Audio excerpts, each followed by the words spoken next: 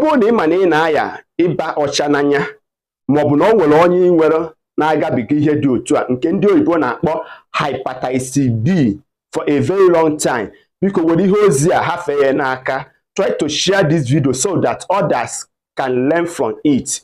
Igbo mụrụ nze, Igbo mụrụ ọzọ, ekene m unu. Anyị abatago n'ihe gbasara mgbọrọgwụ na mkpaakwụkwọ. Nwanne m gee ntị na ndị be anyị sị na mgbochi ya ka mma karịa ọgwụgwọ ya.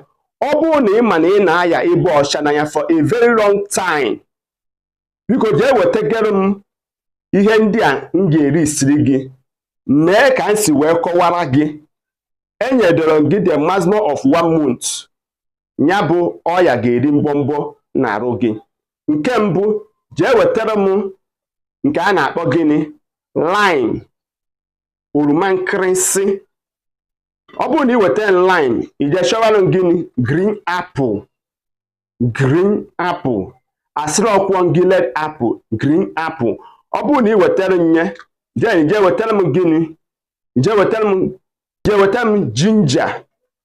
Ọ bụrụ na ị wetara m ginger, ụdị ọnụ fụrụ ya, then ije wetara m gịnị? Ije wetara m garlic.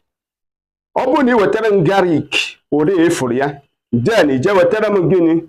Ije wetara m turmeric. Ọ bụrụ na ị wetara m turmeric, ị wetara m gịnị? Cinnamon powder or cinnamon stick, ụdị ọnụ fụrụ ya. Ọ bụrụ na ị wetara m ya, then the last, ije wetara m gịnị? Grove. Ọ bụrụ na ị wetara m all these items, ịsara nya ọfụma, either na ị blendri ya maọbụ na isuru ya esu, then itinyere ya na komkom or a teacup, then isiere mmiri ọkụ, gbanyere nye mmiri ọkụ, ị hapụ ya ka ọ nọrọ m 10 to 15 minutes, ịzaa ya. Ọ bụrụ na ịzaa ya, then ị wetara m pure honey, itinye ya 3 tablespoons of pure honey, then ị ga na-aṅụrụ ya ụtụtụ na mgbede. Mere nye the maximum of 4 times in a week, 2 weeks, get to 1 month. Bịa na my comment ka ị gwa m ihe efu. N'aka nke abụọ, o nwere ọtụtụ erimeri ị kwesịrị ịsọrọ m nwa. Nke mbụ, reduce high intake of carbohydrates food.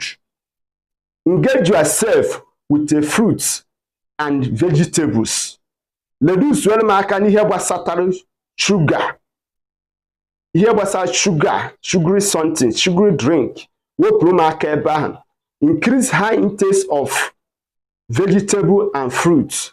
I can assure you, before 1 month interval, ị ga-abịa na my comments bịa nye ekene. Kedu ihe ọma ị ga-emere m? Ihe ọma ị ga-emere m bụ na ọ bụrụ na ife ozi a, biko kaba arụ tụsaa ya, maka na ndị oyibo si a stitch in time save 9. Eme ngwa ngwa emeghara ọdachi. Aka mbụ nwanne gị bụ Maazị UC. Ndewonu.